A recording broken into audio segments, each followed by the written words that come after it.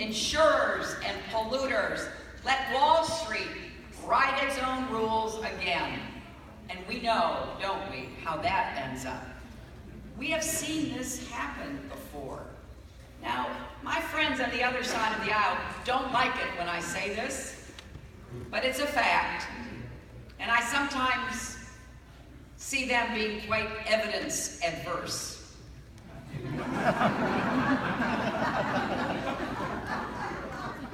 But, in fact, the economy works better when we have a Democratic president.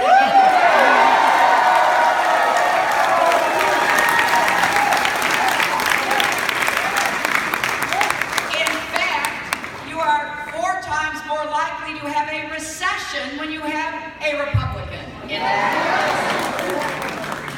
And just think back, if you can bear it, to how bad things were in 2008.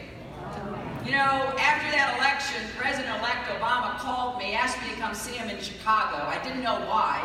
Turned out he wanted to ask me to be Secretary of State, but before we got to that, he said, you know, when it comes to the economy, it is so much worse than they told us.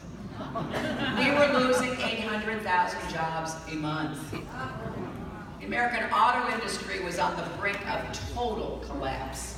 I don't think President Obama gets the credit he deserves for digging us out of the hole.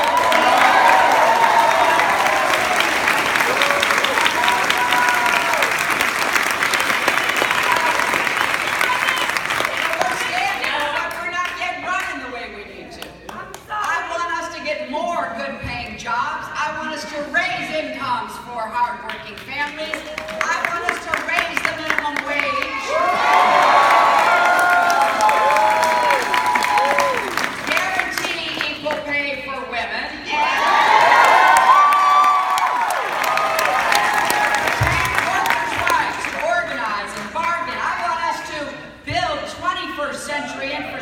Our bridges, our roads, our tunnels, our ports, airports, transit systems.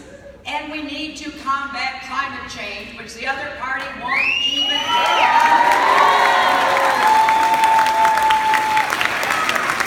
And the best way to do that is by investing in clean, renewable energy, which will do so much to lift up our economy. I want the United States to be the clean energy superpower of the 21st century.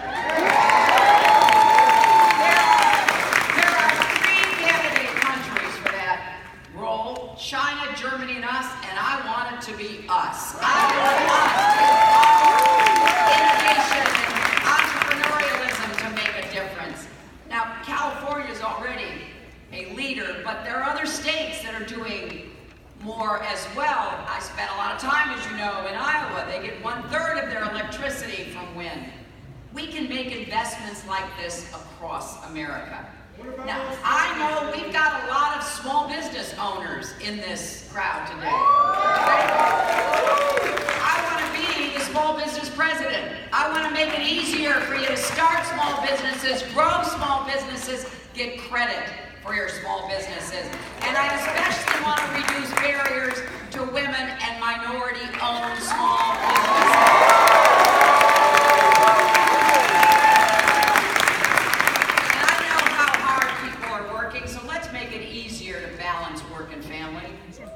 That's especially true for parents of young children.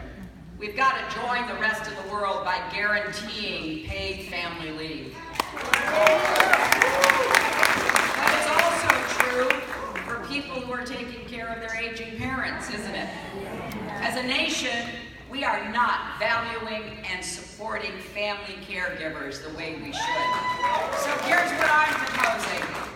A new tax credit to help defray the costs for people taking care of an older relative. I want to expand Social Security so people who take time out from their careers, primarily women, to raise a child or care for a family member are not penalized when they go to collect their retirement checks.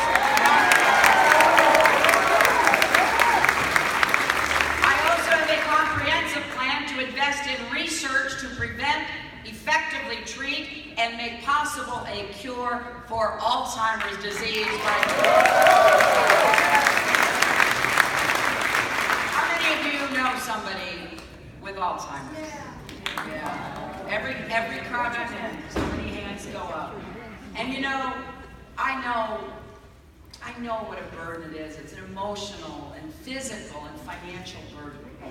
And people do it because they love their spouse or their parent or their grandparent. But it shouldn't be so hard, and we must invest more money in research. It is the 6th leading cause of death.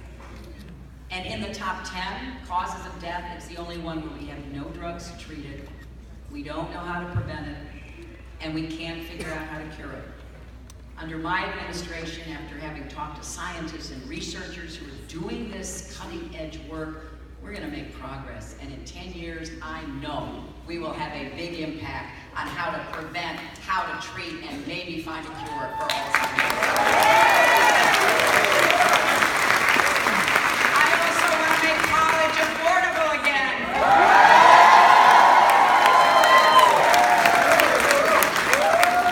As Judy said, I proposed a new college compact that will let young people go to public colleges and universities without having to take out loans to pay.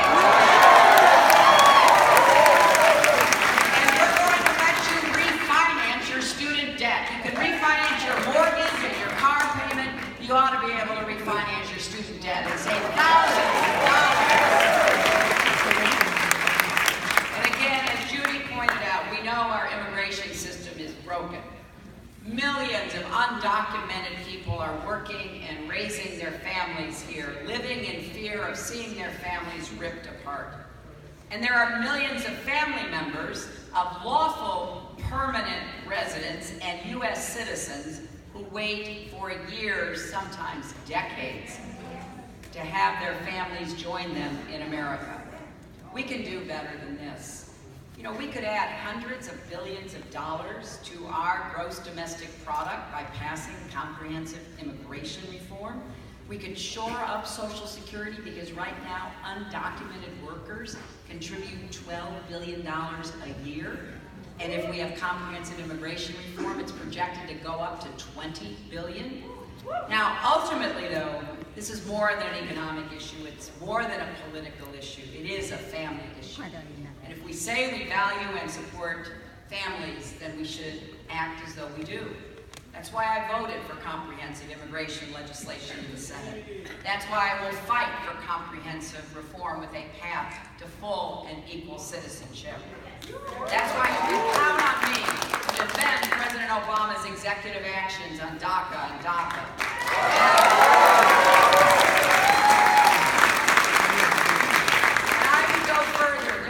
So many more undocumented people with deep ties in their communities who deserve the chance to stay, and I will fight for them too. You know, when I was a senator, I worked to reduce the backlog for family visas and reunite immigrant families. I will keep up that fight. Applicants from the Asia-Pacific region make up about 40% of the family visa backlog. Some from the Philippines have been waiting for a visa for 23 years. If you're a U.S. citizen and your brother lives in India, it will take at least 12 years just to get him a visa. And finally, we've got to do more to help the millions of people who are eligible for citizenship take that last step. I will work to expand fee waivers so more people can get a break on the costs. I will increase access to language programs to help more people boost their English proficiency. I don't want anyone who could be a citizen now to miss out on that opportunity. And as for our citizens, we're going to fight to protect your right to vote and make sure your votes are counted on election day.